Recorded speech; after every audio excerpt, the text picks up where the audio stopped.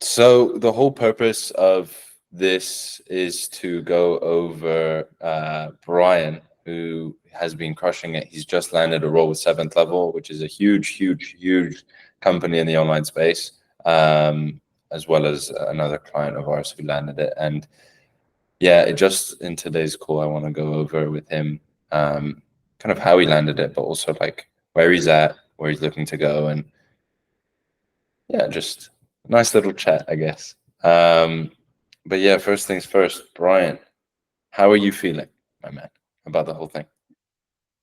I think excited but also relieved. Um but doing my fair share of like offer hopping Yeah, before landing this. So it's nice to finally get a good role that you know is good, that yeah, it's well known, that you can just strive and work hard in. So I'm excited. I'm excited. for sure. And I mean, if you were to tell people and give people a little insight on Seventh Level, like for someone that had no idea what the company was, kind of like as if you were to explain it to your parents, how would Yeah. you be doing so? So it's like if you're a fan of the NBA, you'll know who Steph Curry is. If you're a fan of football, you know who Lionel Messi is. If you're in sales, you'll probably know who Jeremy Minor is. Um, he's like a big sales guy, sales trainer, and helps different salespeople, sales businesses across different industries. And yeah, just I mean, he's probably one of the most well-known sales guy in my personal opinion. So For sure, for sure. I don't know if this is correct. Someone might have to correct me, but I'm pretty sure he has more followers than Hormozy. Um, couldn't tell which you if that's right or wrong, but no, the guy is like massive. He's huge, and it's also a big reason as to why his company's doing 4 million a month. Um, big reason. But yeah, tell me like how. Well, firstly, for those that may not know, like where were you at before you got into like the online sales space? What were you doing? Um, walk me through that. um, before I got into the online sales space, I was working in a warehouse. I was in college, didn't studying a course, didn't enjoy, didn't know what was going to come after it. So it was a case of, all right, what do I do? Let's find something. Done my fair share of, I think everyone does that, goes through that phase of seeing what they can do to make money online, and was doing things here and there, trading or whatnot. And then I just kind of found sales. So I was just like, all right, I can learn sales, I can get good at it, I can make some money from it. So, so yeah, left my warehouse job. Um, Texted my friend who was a marketing agency saying, "Let me cold call for you." Um, then from there, I was just like, "All right, what's the next step? Seems like it's high ticket closing, so let's get into it." And yeah, pretty much from there, that's it up until a nutshell, up until now. And what was it about high ticket closing and sales in particular that made you want to go into it? Because like for me, the way I saw it was I was doing sales since I was 16 personally.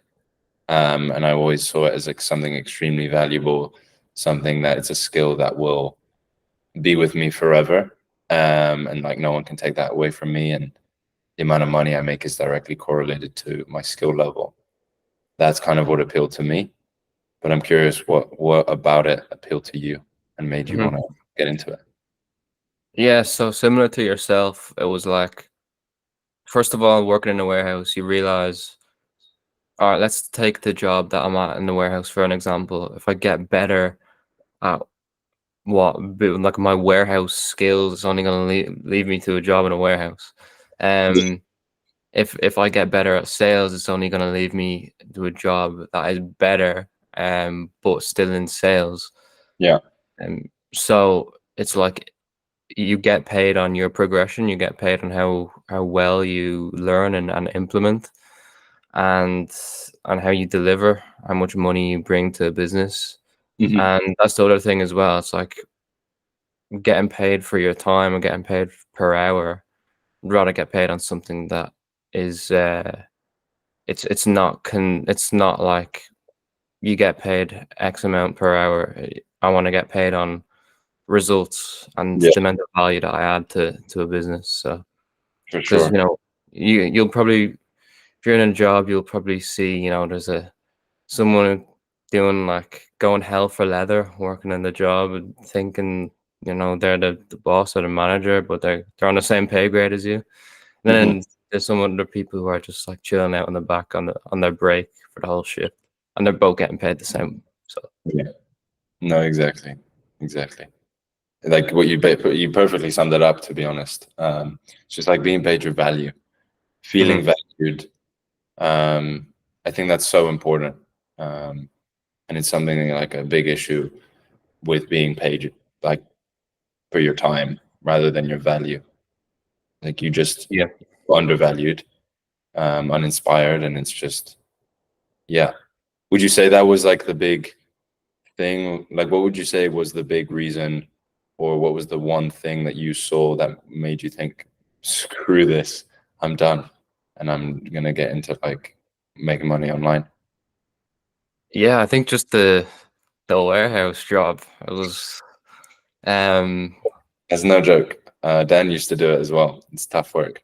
it's I mean, I'm there, I'm 18, I'm stacking shelves, I'm having the headset on my head talking to a robot, and then there's other people who are there that are in their like 50s and 60s and they're doing the same thing I'm doing, and I'm like, something isn't adding up here. Yes. And if I continue down this route, like, no disrespect to the people who I'm working with, but they're not in a position I want to be in. Something needs to change, and yeah, I just kind of found sales and started working. For sure. And no, like ever since you've been working with us, like you've put your head down. How quick was it? It's like till you quit your 9 to 5. It was relatively quick, I remember. When was it? Trying to think, it was definitely quite fast in the time frame of me joining to quitting my Yeah. 9 to 5. Uh, could have been like maybe a month, Yeah. there and abouts. Uh-huh. But yeah, I think it was literally just a case of me saying, you know what, I had enough of this. Let's just go all in onto it, and then yeah, lots of time of hard work and seeing what comes out of it, and now it's just brings me to here. No, exactly. I mean, where you are now is just a direct reflection of all the work that you've put in and all the actions that you've taken up until this point. Um, and that's something I say all the time. Like, if I speak with someone who's not happy with where they are, I'm like, okay, if you're not happy with where you are, that's because of all the previous decisions and actions that you've made. So you can't continue doing that. Something's going to change. Um, so it works both ways, right? If you're pretty happy with where you are, you're on the right path. I mean, you're joining as a setter with room to grow. There's a clear line of progression, which is what we all want if you're starting as a setter. You set, like, walk me through. So you set appointments for triager and then a closer. How does that work? Yeah, so there'd be prospects who would, opt into some sort of lead magnet, whether that's the Jeremy's like Black Book of Questions or another like online resource that he has, and give give the prospects a call. Hmm. I'd book them into a call with a closer, and yeah, it's pretty much selling to other salespeople. So a lot to learn. Because coming into this role, I'm thinking you're selling to other salespeople. They're probably gonna either like have an ego or they're gonna not open up, and that's exactly what the person who I was talking to in the interview said as well. I said, "What can I expect?" He said, "Prospects, they're gonna have an ego. They're not gonna open up." So yeah.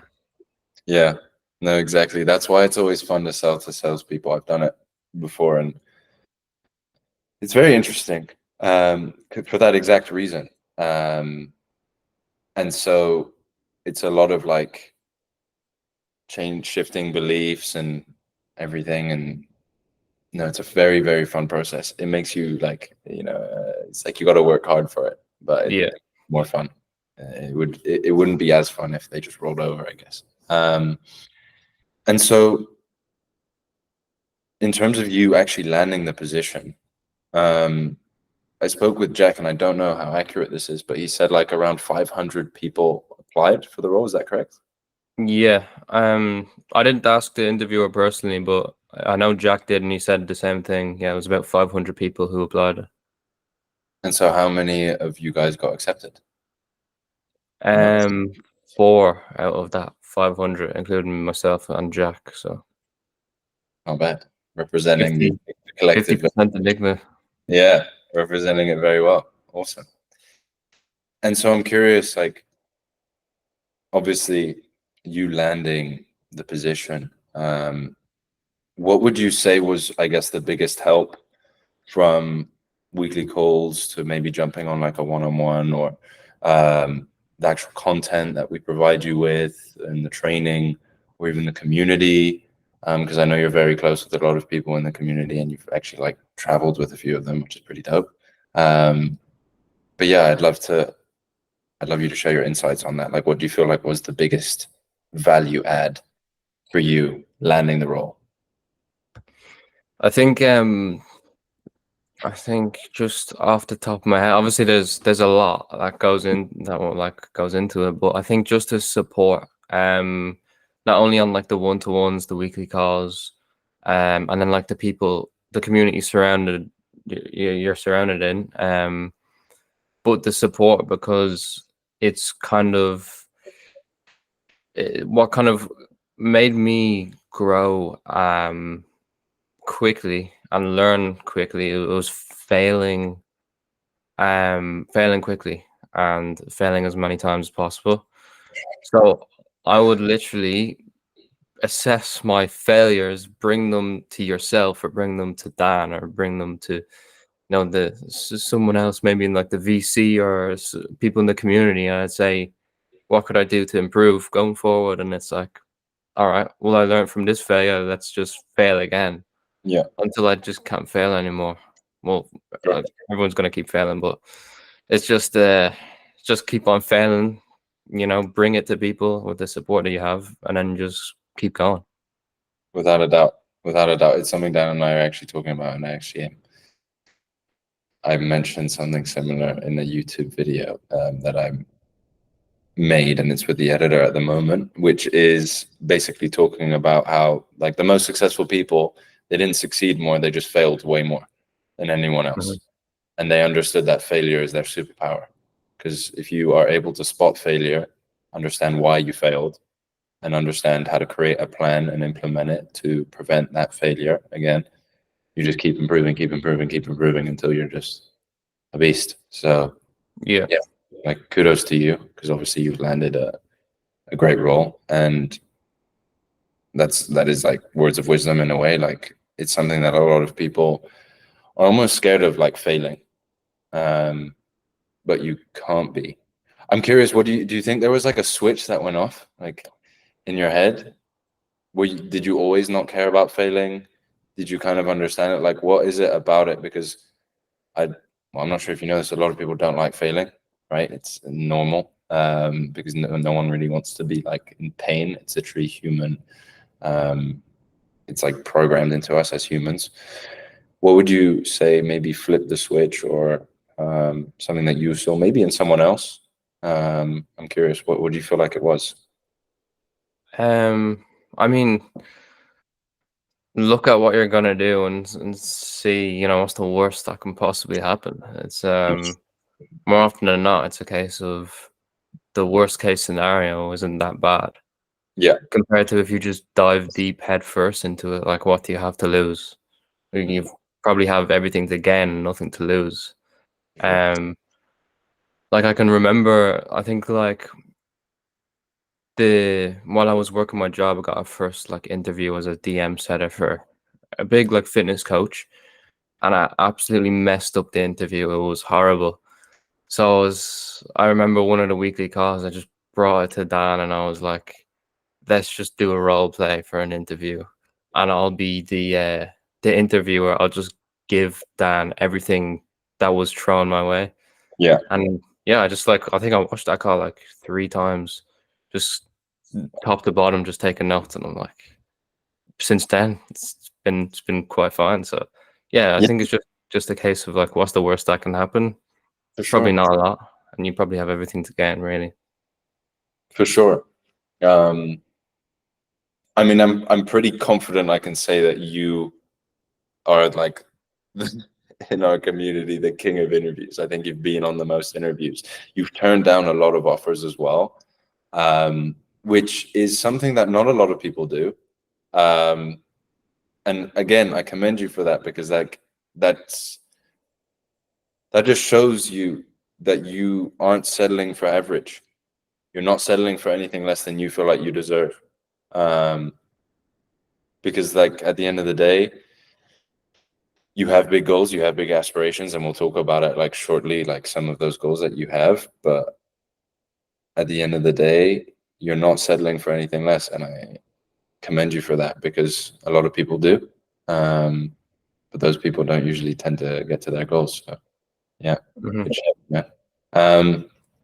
And so talking about this setter role, so you book them in with a triager, so with a closer, apologies. They obviously get attracted in through lead magnet. So what are the current setters making on this offer for 7th level? Um, so I think the top outbound setter last month, he done about 130, could have been 135K cash collected. Um, in terms of how much he probably made from that in commission, upwards of like probably 5-6K. Anywhere there and about that probably 7-8K region. I think off the top of my head from that. But Okay. So that's what you're going to be aiming for. Take it, nothing less, my man. Mhm. Yeah. And we'll work on that together to make you top of that leaderboard. And it's great that they have a leaderboard as well. I think it's huge. Again, the opportunity you have to work at this company is crazy, and you really can't let it slip. You can't take it for granted. You can't stop, because this is like a massive, massive opportunity. And the hardest part is getting in the door, and you've passed that test. Like literally, that is the hardest part. 500 people apply, 4 get let in, and I don't think they hire like every month. How often do they hire? I'm curious. Do you know? I'm not too sure. Uh, It doesn't I really know matter, like there's probably but like different teams and stuff, but I don't know, not too sure. yeah, but like either way, like that's the hardest part, and which you've done. Um, and now it's just about not letting it slip, just continuously pushing, um, getting at the top of that leaderboard, and just letting your actions do the talking for you, my man. And then you can be closing, because, like you said, there's a clear path to that. You top the leaderboards, you hit your KPIs, you progress, you progress, you progress, and we spoke about it before this, but there's that closer who's also in Ireland making 50K a month. There's no reason that can't be you. Um, so you've got everything to work for, my man, and it's exciting times. What would you say your goals are for yourself for, let's just say, like for the end of the year? It's September now. Like, what are your goals for the end of the year? What do you want to be doing? Not just like financial goals as well, because as much as that's important, like that's not why we do this. We do this for so much more than that. But yeah, what would you say your overall goals are personally, financially, everything? I think so. By the end of the year, if not number one, then definitely top three in the appointment setting leaderboards. And whether that's, I think 10K a month would be good. Well, number one, 10K a month, end of the year. I'm gonna just work, learn, implement, and yeah, hopefully as well, get a flight once the first or second commission check hits over to Arizona, and see the boys over in Arizona. See my good friend Jeremy over in the office. So That's crazy. that'd be Yes. nice. Are you? That's something I was going to talk about. I mean, those goals are definitely achievable, and we'll work hard together to make sure that you do hit those goals. Like, are you calling leads from all over the world? Are you just dealing with like the UK, EU leads? Like, how does that work? Exactly. Yeah, main prospects would be in the US. There is a good couple leads in the UK, based there as well. But yeah, it's mainly like US and then like a bit of the UK really. Gotcha. Gotcha. Well, that's good. That means you can have a bit of morning time to yourself, go to the gym, get a bit of a routine. That's good. And so, yeah, bro, I commend you again for it. Like you're absolutely smashing it. And it's just a testament to your character. Like I said, you haven't settled for anything less. Also, you understand to put the ego away because you closed a deal not too long ago, literally made money from it. And you're like, you know what? I'm happy to take this opportunity setting. I'm happy to do that because this company is the company. Like it is the company to work for. I don't know of any other company with like such a big, I guess, figure online that makes that kind of money. Like maybe Ryan Serhant, the real estate guy, or Alex Ramosi, but it's like that level. Yeah. So yeah, good for you throwing your ego away because as we know, ego is the enemy. Yeah, for sure. But yeah, dude, is there anything you want to talk about that we haven't covered? Let me know. No, that's it for. I think that's everything. Of course, I'll revisit this video personally within a year's time and see what that progression looks like. So I'm looking forward to then. But yeah, I think that's it for now. For sure. You can look back and laugh and be like, why was I thinking too small? I'm huge now. Yeah. Oh, there is one thing I wanted to actually say. Like, if you were, let's say, like we spoke about where you were at, you said you weren't particularly happy being paid for your time working in a warehouse. If you were to speak to someone and, what advice would you have to someone who is in a similar position? Doesn't necessarily have to be a warehouse job, but like in a position where they don't feel valued. And yeah, they're looking at the online space, but they're just like not taking action. Like, what would you say? What would you say to them? What advice would you have to them? I'd probably just say like, I mean, realistically, if you took a step back, looked at your goals and look what you want to achieve, and if you go and take that first step to get there, what's the worst that can happen? Realistically, it'll probably leave you in the position you're in right now. And, best case scenario, you go and get to your goals. So you've probably have everything to gain and nothing to lose if you're at a position where you're seeing you're not valued for your time or something similar in that aspect of things. Realistically speaking, the worst case scenario is your position that you're in right now. Maybe you lose a bit of money, but that's about it. You can go back to your job or work another job, but you've everything to gain. So it's like it's just kind of a given to just go and take that first step, really. Sure. Jump and build that on the way down.